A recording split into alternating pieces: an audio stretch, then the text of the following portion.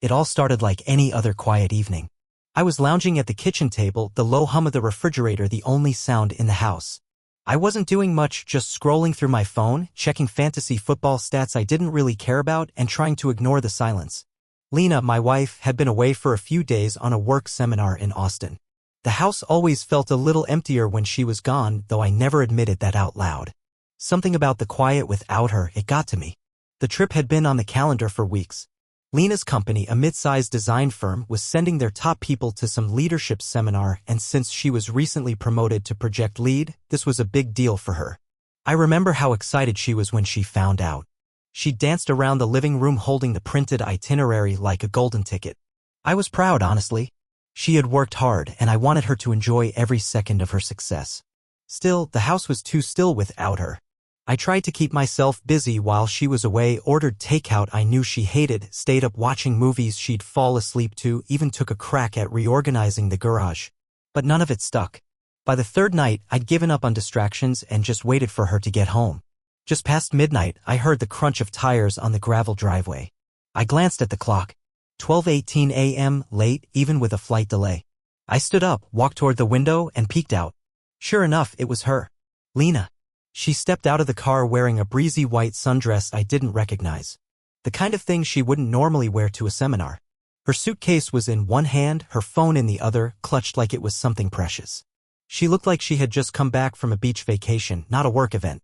I opened the door before she had the chance to knock. She burst in, her energy practically bouncing off the walls. "You would not believe the restaurant we went to," she said, eyes wide, practically glowing. It was this little tapas place off 6th Street, unreal. And get this, Greg from marketing tried octopus for the first time. He almost gagged, but then he loved it. It was hilarious. She laughed, setting her suitcase near the hallway and kicking off her sandals like she didn't have a care in the world. I smiled and nodded, trying to match her energy. "Sounds like you had a good time." "Oh my God, it was amazing," she gushed. "Seriously. I needed that. I didn't realize how much I needed to get out of town, you know? And everyone was in such a good mood. We even went to this rooftop bar one night. The view, it was incredible." She kept talking, bouncing from story to story. About a funny mishap with hotel room keys. A late-night karaoke session that ended with her boss attempting to sing Taylor Swift. A wild moment where they all ran through a rainstorm just to get to a late dinner reservation. She talked about her coworkers like they were close friends now. As if a lifetime had passed in those 4 days. I wanted to be happy for her. I really did. But something in the back of my mind twitched, an itch I couldn't reach. Maybe it was the dress. Or maybe it was the way she kept glancing at her phone, tucking it into her hand like it held some kind of secret. She'd laugh a little when she looked at it and then quickly put it back into her bag. Not once did she leave it on the table or let it out of reach. She'd always been relaxed around her phone before, leaving it face up, sometimes forgetting it in the other room. But tonight, she kept it close. Tighter than usual. I asked her if she wanted tea, something to unwind with, but she waved it off. "I'm still so wired from the flight," she said. "Honestly, I could probably run a marathon right now. I'll just unpack and maybe take a shower." With that, she grabbed her suitcase and practically skipped down the hall. I heard the bedroom door click softly behind her. Then the quiet returned. But this time, it felt different. Heavier. I couldn't shake the image of her smile, too bright. The way her eyes lit up, not just with excitement, but like she was holding in a secret. A good one. That's what bothered me, I think.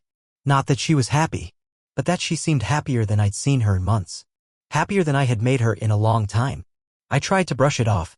Maybe I was just being paranoid. I mean, she had been on a trip with coworkers, probably letting loose a little, stepping out of the routine. We all need that once in a while, right? And she deserved to relax. She deserved to feel good.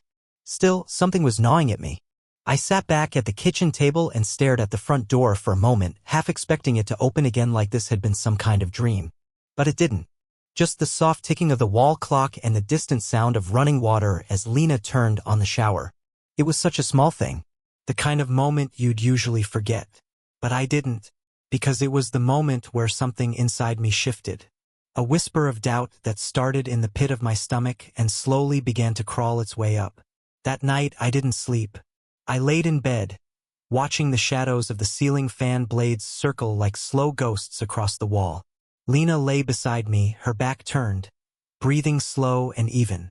I listened to that rhythm, trying to convince myself everything was fine. that the feeling would pass, that I was overthinking.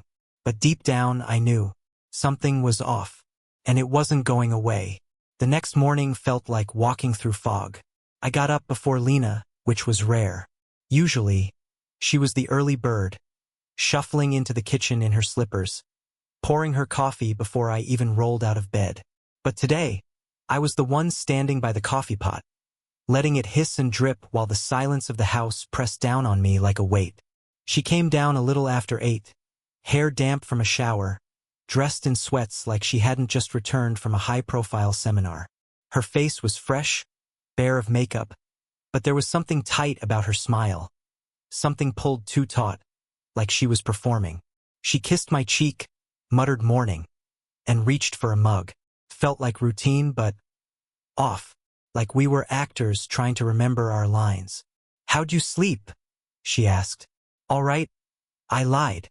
"You?" She shrugged, sipping. "Tossed a bit, but I think the travel's catching up with me." We made small talk, fluff, really. She told me a story about someone missing their flight and having to rent a car to drive from Houston. I nodded in all the right places, but I wasn't listening. My mind was still in the fog from last night, stuck on the way she smiled walking into the house, the way she clutched her phone like it might vanish. Speaking of the phone, it was never out of her hand now. Even as she moved around the kitchen, she had it tucked into her hoodie pocket or balanced on the counter within arm's reach. She wasn't like that before. Not really. We'd always had a pretty open policy with phones. Nothing was locked. If hers buzzed and she wasn't nearby, I'd check it. Same with mine. It was just normal, unspoken trust. But this morning, the rules had changed, and I hadn't been informed. At one point, I noticed the screen light up with a text, and her whole body twitched. She lunged for it, glanced down, and quickly turned it face down. Then she looked at me and smiled. "Spam," she said, too quickly. "Another fake delivery notice." I nodded again, pretending to buy it, but something twisted inside me. The kind of twist you don't admit out loud, not at first. I didn't say anything. I just filed it away. Later, she said she needed to unpack and do laundry. I offered to help, but she brushed me off, laughing lightly. "It's mostly boring stuff," she said. "Just let me get through it. I need to sort it all anyway." She scooped up her suitcase and disappeared upstairs. The house fell silent again. I waited maybe 5 minutes before I followed, moving quietly down the hall. I wasn't proud of it, but something was pulling me forward. A sense, maybe, or paranoia, or both. I reached the bedroom door and heard her voice. Low, urgent, whispering. "No, not now," she hissed. I said I'll call you later. Jesus, I just got back. I froze. My heart thudded in my chest, loud enough that I was sure she'd hear it through the door. I didn't move, didn't breathe. The next thing I heard was the zip of her suitcase and the shuffle of something being shoved deep into it. The rustle of plastic. A metallic snap. I knocked. "Hey, you good?" A beat of silence. Then a too cheerful. "Yeah, just, trying to figure out where I put the laundry bag." I waited. The door opened. She looked startled, flushed, like she'd run a mile. "You okay?" I asked. "Fine," she said quickly. "Why?" I shrugged. "You just looked stressed." She laughed. It sounded off. Travel fatigue, I guess. She moved past me toward the laundry room, holding a small bundle of clothes. I stood alone in the bedroom for a moment, staring at the closed suitcase on the bed. That evening, something changed in me. I started watching. Not in the obvious way, not snooping through her things or trailing her every step. But I noticed everything. The way her eyes darted to her phone every time it buzzed. The way she smiled to herself, but not at me. The way she laughed, not with me, but at the glowing screen she thought I couldn't see. She was always texting, always checking her notifications. She kept the phone locked now, which she'd never done before. And when I asked her who she was talking to, she gave vague answers. "Oh, just group chat stuff. Work stuff. Something funny Melissa sent me." But she never showed me. Never said, "Look at this meme," or "Check out this thread," like she used to. Her phone had become private property. A locked door with no invitation. That night, I lay awake again. Lena curled up beside me, her back to mine. I stared at the ceiling, retracing every word she'd said since she walked through the door the night before. Everything felt scripted, overly cheerful, as if she were trying too hard to sound normal. And then it hit me, it wasn't just what she said. It was what she didn't say. There were no complaints about the hotel room. No funny story about a coworker snoring. No mention of what she'd learned, no seminar notes, no slideshow. Just food, drinks, rooftops, laughter. She'd come back with stories of a vacation, not a business trip. She'd come back glowing. And I was supposed to smile and nod like that was normal. The next day, I decided I wasn't going to ignore it anymore. The next morning, Lena left early. She said she had some follow-up reports to finish at the office and needed to catch up on emails. Even though she'd already claimed to finish most of her work during the flight, she kissed me on the cheek, grabbed her keys, and practically skipped out the door. The moment the door clicked shut behind her, I stood there in the middle of the kitchen, staring at nothing. My stomach was a knot. I didn't like the way I was feeling, like I had become some anxious shadow of myself. But the doubt was there now, and it wasn't going away. I had to know. I started with the suitcase. It was still half-zipped, sitting innocently in the corner of our bedroom. She must have forgotten to finish unpacking, or maybe she didn't expect me to notice. Either way, I knelt beside it and slowly unzipped it the rest of the way. Clothes neatly folded, as if they'd been packed with care. Some were new, tags still attached. I recognized a few outfits she hadn't worn in ages. First, it looked like nothing. But then, tucked beneath a pair of jeans, I saw it. A small, square box with a red ribbon. It looked like a gift, a surprise. I hesitated for a moment before lifting the lid. Inside was black lace lingerie. Delicate, expensive-looking. Definitely not Lena's usual style. It wasn't something she'd wear for comfort or for me. We'd never even talked about stuff like that. And yet here it was, folded neatly like a secret. And then I saw the note. Just a simple, handwritten slip tucked under the straps. The handwriting was smooth, unfamiliar. It read, "Finally alone." That's it. 2 words that felt like a sledgehammer to the chest. I sat there on the floor, gripping the box like it might explain itself if I stared long enough. But it didn't. All I could do was picture her with someone else, laughing, whispering, unwrapping that gift like it was meant for her and only her, and definitely not for me. I put the box back and closed the suitcase, carefully zipping it back up exactly how she'd left it. My hands shook as I stood. I wasn't done. I needed more. Back downstairs, her work laptop was still on the kitchen counter. She'd always been casual about it, never password protected. I opened it and clicked through the tabs she'd left open. Mostly spreadsheets, boring work docs, a few PDFs. Then I clicked into the downloads folder by instinct. And that's when I saw it. It looked like a presentation at first. Something labeled, Austin_Seminar_PPTX. I opened it, expecting charts, maybe slides of architectural mock-ups or diagrams. But midway through, the photos shifted. A rooftop bar. A group of people laughing, drinks in hand. Not unusual until I saw her.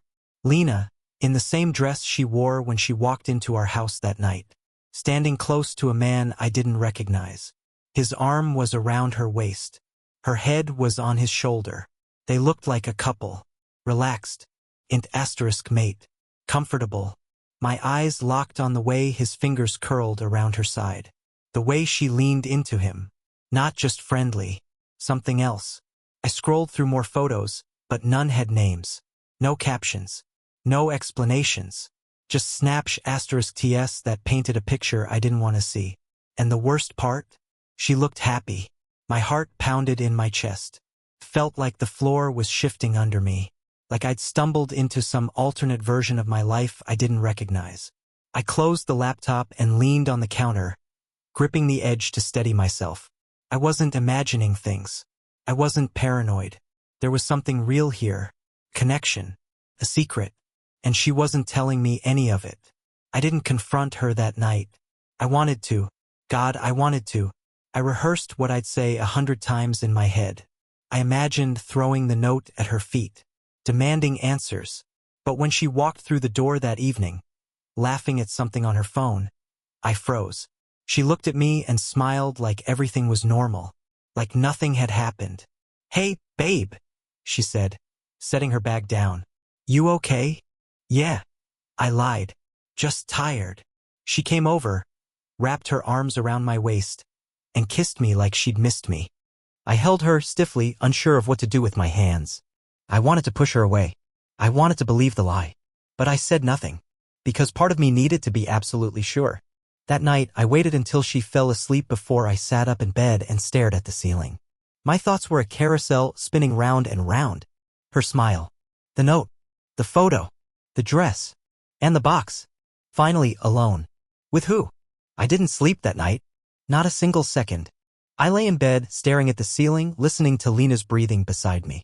Slow, peaceful, like she hadn't just brought a lie into our home and tucked it under our roof. Like she hadn't come back from Austin with someone else's perfume still lingering in her suitcase. My mind raced in loops. I kept replaying the note, finally, alone, and the photo of her with that man. His arm around her, her head resting on his shoulder like it belonged there. It wasn't just a moment.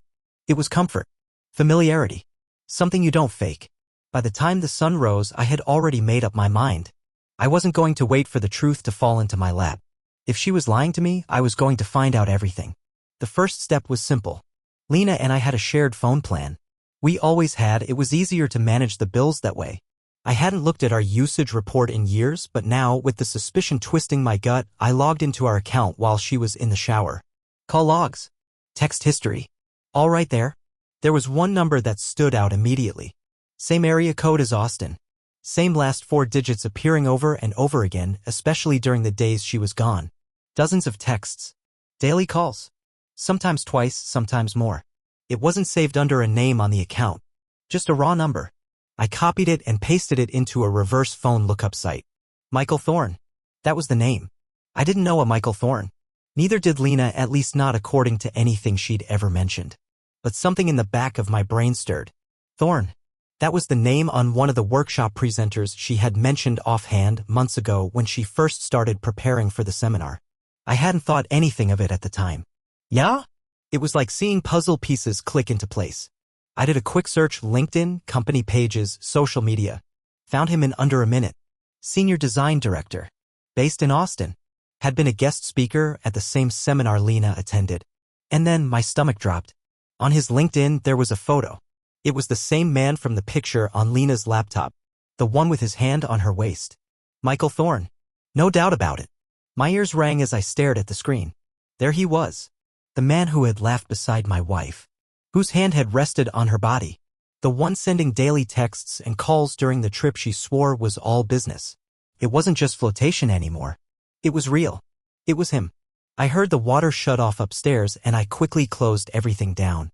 My heart was pounding as I heard her steps down the hall. I stood up, grabbed a glass from the cupboard, and pretended like I'd just come down for water. She walked in a moment later, towel draped around her shoulders, wet hair pulled into a bun. She smiled at me. Morning.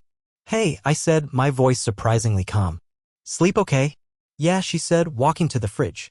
I think I'm finally adjusted back to this time zone. I nodded. Watched her move around the kitchen. She looked like the same person. Same smile, same habits. But I knew better now. I saw the cracks, the way she checked her phone before replying to anything, how she kept it within arm's reach like it might be her lifeline. I didn't say anything. Not yet. But I couldn't sit in the dark either. I had to keep digging. That afternoon, while she ran errands, I dug through our shared iCloud account.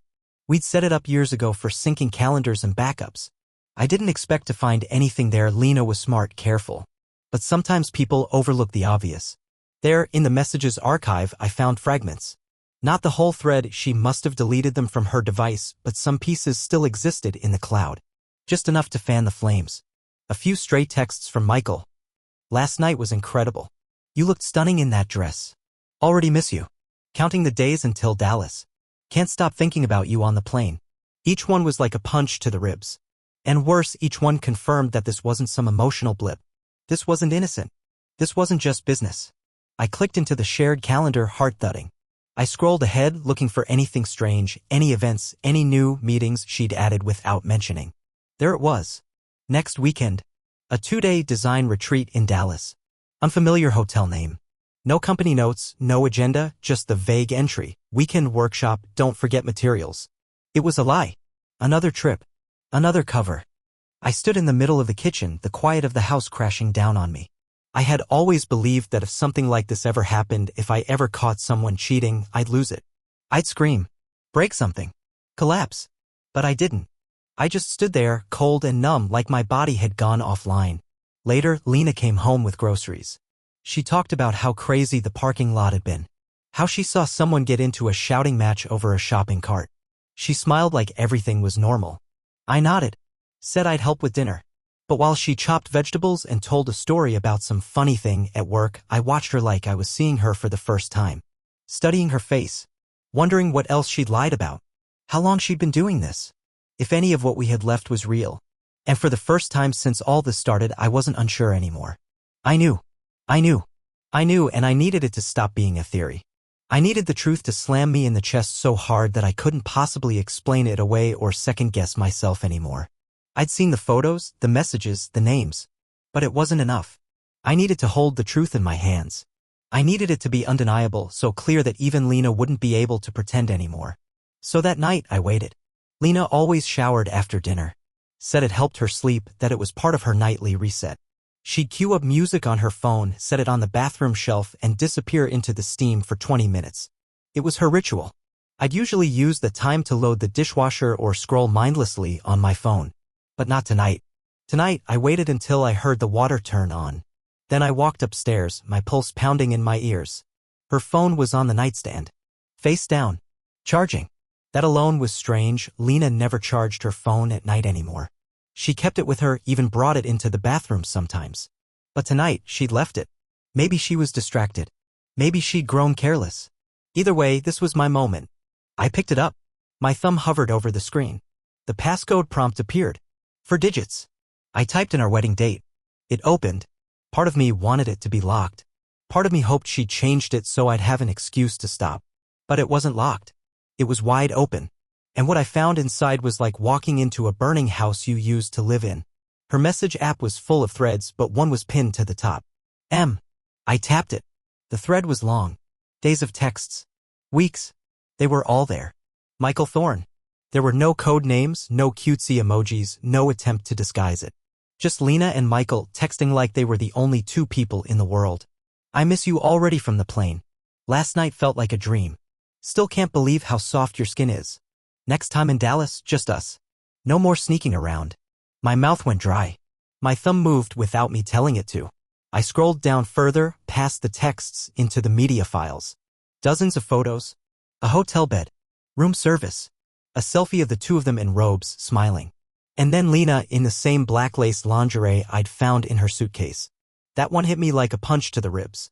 I closed the app. I was shaking. I sat down on the edge of the bed, the phone still in my hand, staring blankly at the wall. This was it. This was what I'd been dreading. And hoping for. Proof. Undeniable, crystal clear, in my hands proof. Lena was cheating on me. And not just a one-time slip or some emotional lapse. This was a full-blown affair. Planned trips. Secret photos. Whispers sent between texts. She'd built a parallel life. One where I didn't exist. The water shut off in the bathroom. I quickly set the phone back on the nightstand, plugged in, just as I'd found it. Then I walked downstairs and sat at the kitchen table, hands pressed together so tightly I thought my knuckles might crack. She came down 15 minutes later, her hair damp and tied up, wearing her usual oversized sleep shirt. She looked relaxed. Normal. Familiar. Like the woman I married. She smiled when she saw me. You're still up. Couldn't sleep, I said. She walked over and kissed my cheek. You okay? Yeah, I lied. Just thinking. She didn't push it. She grabbed a glass of water, said goodnight, and disappeared upstairs again. And I sat there for a long time. Just staring at the floor. My thoughts were racing, but underneath it all was a strange calm. I knew. I had the proof. There was no more guessing. No more need to dissect every word or look for hidden meaning in her smile. Now I had decisions to make. The next morning, I called an old contact, Mark. We'd met years ago through a buddy who worked security, and I remembered he'd once mentioned doing private investigations. I didn't explain much, just said I needed confirmation. He didn't ask questions, just said, text me the names and cities. I gave him everything I had: Michael Thorne, Austin, Lena's full name, the hotel she stayed in, the dates. Then I waited. Mark moved fast. Within 3 days, I had what I needed: hotel security footage, time-stamped receipts, even a confirmation of a booking Lena made a month before the Austin trip. New Mexico. Not for work. Then Colorado. A remote Airbnb cabin booked for the upcoming weekend under a fake name tied back to Michael's assistant. It wasn't just a fling. It was a pattern. They'd been planning this for a while. Coordinating like a couple hiding from the world. Hiding from me. That night, I printed everything out and laid it in a folder. When Lena came home, I asked her to sit down. She looked confused, nervous even. I slid the folder across the table. "What's this?" she asked, her voice tightening. "Just open it." She did. One page, then another. Photos of her and Michael kissing in an elevator. Them checking into a hotel. A timestamp from New Mexico. The reservation for the Colorado cabin. Her face went pale. "Lena," I said, quiet but firm, "don't lie." "Not anymore." She looked at me, mouth opening like she wanted to speak, but nothing came out. Eventually, she whispered, "I can explain." I shook my head. "No. You don't get to explain. You don't get to twist this around. I gave you everything and you gave me lies." Her expression hardened. "You've been distant for months. We haven't been happy." I laughed bitterly. "So you cheat? With your boss? And you call it my fault?" She stood, tears starting. "Please. Just one more chance. We can fix this." But I was already done. "I'm filing for divorce." Lena broke down right there at the table. She cried, begged, tried to hold my hands, but I didn't budge. There was no more us. Whatever we were, it had already ended the moment she stepped into another man's arms. The divorce moved fast. She didn't fight, how could she? The evidence was overwhelming. The court sided with me. I kept the house, the car, most of what we'd built. A week later, I got a call from an unknown number. It was Michael's wife. She'd found the messages too, probably through a similar trail. She apologized for calling but wanted to know if we could exchange details. I agreed. That's how I found out their affair had gone public at work. HR got involved. Michael was put on leave. Lena was asked to resign. She lost everything. Her job. Her reputation. The man she betrayed me for wasn't standing by her. And I had a clean start. I moved to a new city. Took a job at a smaller firm. Changed my number. Focused on work. On healing. And then, one weekend, I met Sarah in a bookstore. She wasn't flashy. Didn't light up a room. But she was kind. Steady. Real. She asked about my favorite authors instead of what I did for work. She laughed at my dumb jokes. She didn't carry secrets in her smile.